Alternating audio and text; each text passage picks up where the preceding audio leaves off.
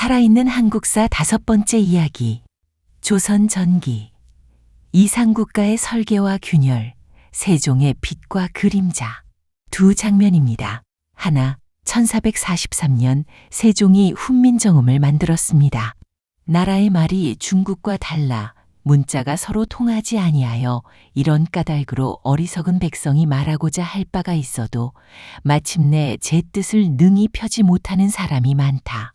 백성을 위해 왕이 직접 문자를 만들었습니다. 역사상 유례가 없는 일이었습니다. 둘, 1592년 임진왜란 때 백성들이 경복궁에 불을 질렀습니다. 왕이 도망가고 나라가 버린 백성들이 나라의 궁궐을 불태웠습니다. 두 장면 사이에 200년이 있습니다. 왕이 백성을 위해 문자를 만든 나라가 왜 200년 만에 백성이 궁궐에 불을 지르는 나라가 되었습니까? 오늘 그 200년의 이야기입니다. 정도전 조선을 설계한 사람, 1392년 7월 이성계가 왕이 됩니다. 그런데 이 세 나라를 실제로 설계한 사람은 이성계가 아니었습니다. 정도전. 그는 묻습니다. 왕이 어진 사람이면 나라가 잘 되고 왕이 어리석으면 나라가 망한다. 이것이 맞는가? 그리고 스스로 답합니다. 아니다. 한 사람의 인성에 나라를 맡겨서는 안 된다. 제도가 사람보다 강해야 한다. 정도전이 쓴 조선경국전. 이것은 단순한 법전이 아닙니다. 이것은 나라를 어떻게 만들 것인지에 대한 국가 설계 철학서입니다. 왕의 권한을 어디까지로 할 것인가? 재상의 역할은 무엇인가? 법은 어떻게 만들고 집행할 것인가? 백성을 어떻게 다스릴 것인가? 그는 성리학의 이상을 현실 제도로 전환하려 했습니다. 그는 한양의 도시도 설계했습니다. 경복궁, 종묘, 사직단, 사대문 모두 성리학적 우주관에 따라 배치되었습니다. 북악산을 등지고 남쪽을 바라보는 경복궁. 왕은 하늘의 뜻을 받아 남쪽 백성을 향해 앉는다. 도시 자체가 하나의 철학이었습니다. 그런데 정도전에게는 강력한 적이 있었습니다. 이성계의 5째 아들 이방원. 정도전은 왕권보다 신권, 즉 재상의 권한이 강한 나라를 원했습니다. 왕이 어리석어도 훌륭한 관료들이 나라를 지키는 구조. 이방원은 달랐습니다. 왕권이 절대적이어야 한다고 믿었습니다. 1398년 1차 왕자의 난. 이방원은 군사를 일으켜 정도전을 죽였습니다.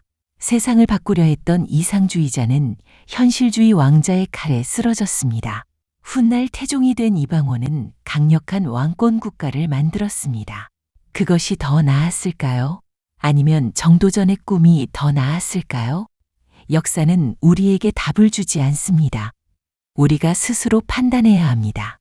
태종, 피로 다진 기반, 태종 이방원. 그는 형제들을 죽였습니다. 아버지 이성계와 원수가 되었습니다. 장인 민재와 처남 민무구, 민무질 형제를 죽였습니다. 공신들을 하나씩 제거했습니다. 왕이 되기 위해 그리고 왕권을 지키기 위해 그는 가족도 공신도 모두 희생시켰습니다. 그런데 태종이 한 일들을 보면 이 사람이 단순한 권력욕의 인간이 아님을 알 수 있습니다. 호패법. 모든 백성에게 신분증을 발급했습니다. 인구를 파악하기 위해. 사병혁파. 각 왕자와 귀족들이 가진 사병들을 모두 국가 군대로 흡수했습니다. 군사력이 분산되면 나라가 흔들린다는 것을 알았습니다. 6조 직계제. 모든 행정이 왕에게 직접 보고되는 구조. 재상들의 힘을 줄이고 왕권을 강화했습니다. 신문고.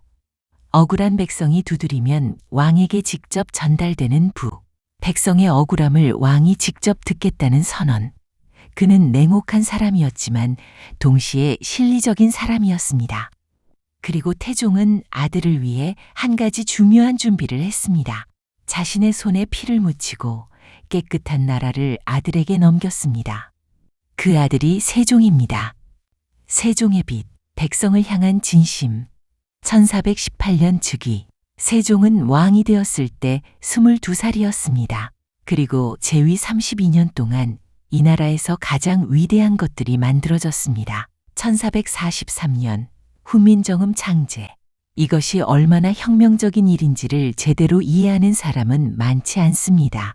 당시 동아시아에서 지식과 권력은 한자를 아느냐 모르느냐로 결정되었습니다. 한자를 배우려면 평균 10년 이상이 걸립니다. 귀족들은 어릴 때부터 배울 수 있었지만 농민, 장인, 노비는 평생 문자를 모른 채 살았습니다. 문자를 모른다는 것은 계약서를 읽지 못하고 억울함을 글로 호소하지 못하고 지식을 쌓지 못한다는 것입니다. 세종은 이것을 바꾸고 싶었습니다. 그는 직접 서문을 씁니다. 나라의 말이 중국과 달라 어리석은 백성이 말하고자 할 바가 있어도 마침내 제 뜻을 능히 펴지 못하는 사람이 많다. 내 일을 위하여 가엾이 여겨 새로 28자를 만드노니 왕이 직접 백성이 가엾다고 썼습니다. 이것은 단순한 왕의 자비가 아닙니다. 이것은 지식의 민주화 선언입니다. 그런데 당시 집현전 학자들의 반응이 흥미롭습니다. 최만리를 비롯한 학자들이 반대했습니다. 우리는 중국의 문명국이요. 오랑캐처럼 자기 글자를 따로 만드는 것은 스스로를 낮추는 일입니다. 세종은 이 반대를 무릅쓰고 훈민정음을 반포했습니다. 그리고 훈민정음은 인류 역사상 가장 과학적으로 설계된 문자 중 하나로 오늘날 언어학자들의 극찬을 받습니다.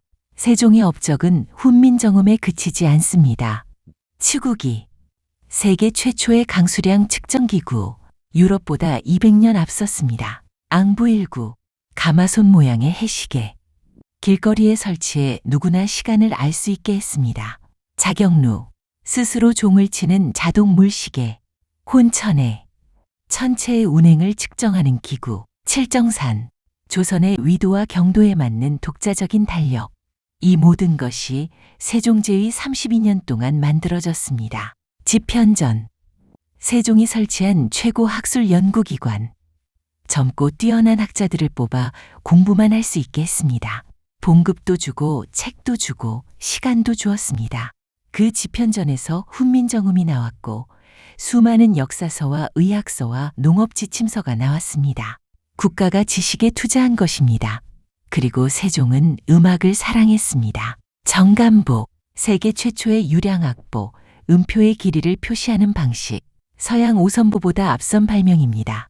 세종은 아학을 정비하고 조선의 음악 체계를 완성했습니다. 이 사람이 어떤 사람인지 이제 조금 느껴지십니까? 세종의 그림자, 성군의 한계.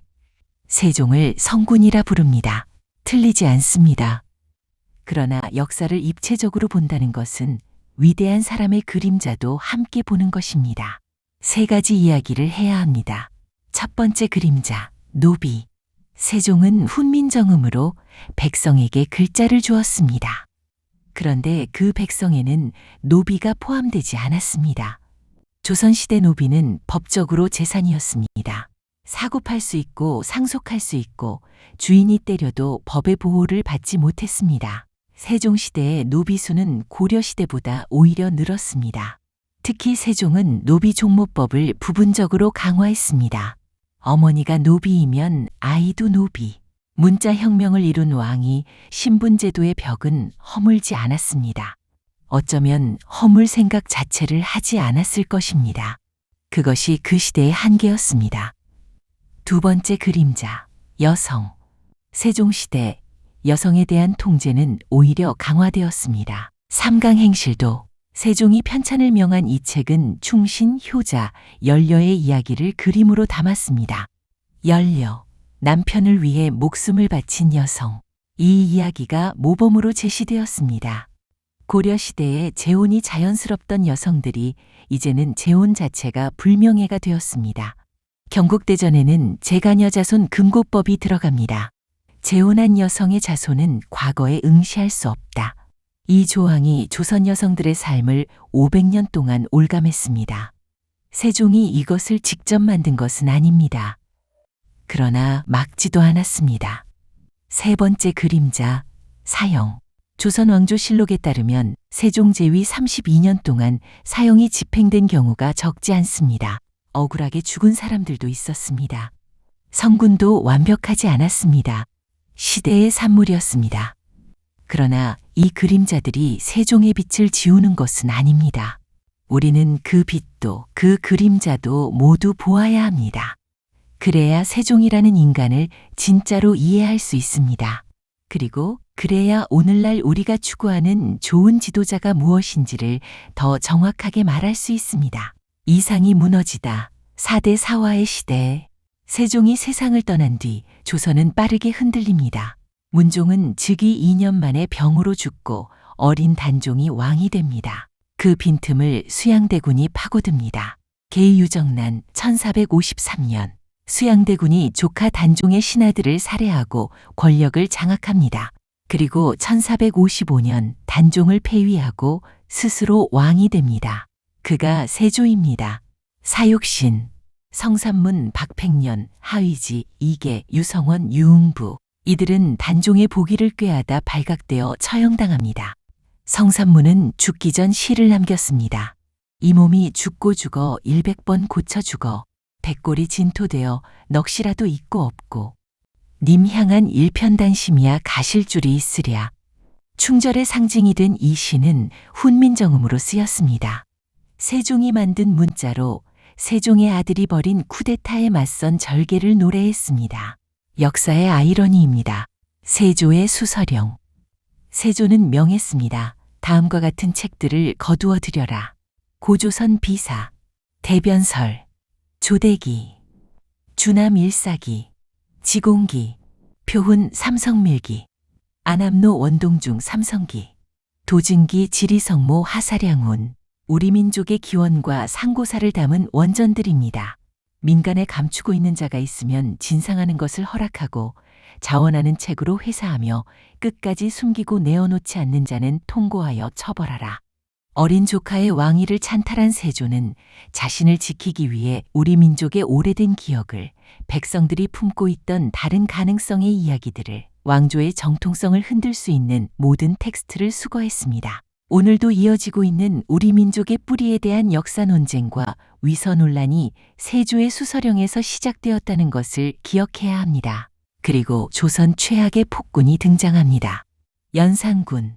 그는 왜 폭군이 되었을까요? 단순히 나쁜 사람이어서였을까요? 역사학자들은 다른 시각을 제시합니다. 연산군의 어머니 윤씨는 성종에 의해 패출되고 사약을 받았습니다. 연산군은 그 사실을 성인이 된 후에야 알았습니다. 어머니의 죽음에 관련된 신하들을 연산군은 하나씩 처형했습니다. 그것이 1504년에 일어난 갑자사화입니다. 개인의 상처가 국가적 폭정을 불러일으킨 것입니다. 조선의 4대 사화, 연산군, 중종, 명종에 걸쳐 일어난 4번의 사화입니다. 무사화, 연산군 4년 1498년 사초 문제를 빌미로 훈구파가 살인파를 숙청하다. 갑자사화, 연산군 10년 1504년 연산군이 어머니 패비 윤씨 관련 대신에게 복수하다. 기묘사화, 중종 14년 1519년 조광조의 개혁이 좌절되다. 을사사화, 명종 즉위년 1545년 대윤과 소윤, 외척 간 권력 다툼으로 대윤이 제거되다. 수백 명의 선비들이 죽거나 유배되었습니다. 그런데 여기서 반드시 짚고 넘어가야 할 사화가 하나 있습니다. 기묘사화. 기묘사화의 주인공 조광조. 그는 성리학의 이상을 정말로 실현하려 했습니다. 향약, 마을 공동체 자치 규약, 혈량과 도덕적으로 뛰어난 사람을 추천으로 뽑는 제도, 소격서 폐지, 도교 제사 기관 철폐, 성리학으로 통일. 그는 이상주의자였습니다. 진심으로 좋은 나라를 만들고 싶었습니다. 그러나 너무 빨리, 너무 급진적으로 밀어붙였습니다. 기득권 세력이 반격했습니다. 38세에 사약을 받았습니다. 기묘사화가 말해주는 것이 있습니다. 이상은 혼자서는 이룰 수 없다는 것. 이상을 실현하려면 이상을 지지하는 구조가 먼저 있어야 한다는 것. 그 구조가 없을 때 이상은 이상주의자의 죽음으로 끝납니다. 조선이 만든 것들, 조선이 막은 것들. 조선 전기가 남긴 것들을 냉정하게 정리해 봅시다. 만든 것들.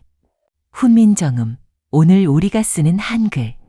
조선 왕조실록, 세계 최장 연속 기록, 유네스코 세계 기록유산, 경국대전, 법치주의의 기초, 추구기, 해시계, 물시계, 과학기술, 의방유치, 향약집성방, 의학지식의 집대성, 막은 것들, 상업의 발전.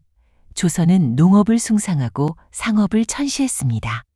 여성의 권리, 고려의 여성 권리를 억압하는 구조를 만들었습니다. 신분이동, 노비는 대대로 노비, 신분이동이 불가했습니다. 다양한 사상, 불교와 도교는 점차 주변부로 밀려났습니다. 기술자의 지위, 뛰어난 장인도 천민으로 취급받았습니다. 이것을 보면 조선이 얼마나 이중적인 나라였는지가 보입니다. 어떤 면에서는 세계에서 가장 앞선 나라, 어떤 면에서는 스스로를 가두는 나라. 그리고 이 모든 것의 중심에 성리학이 있었습니다. 성리학은 조선의 운영체제였습니다. 도덕, 사회질서, 정치, 가족관계, 모든 것의 기준. 그런데 운영체제는 강력할수록 수정 보완이 어렵습니다. 조선은 성리학이라는 운영체제를 500년 동안 바꾸지 않았습니다.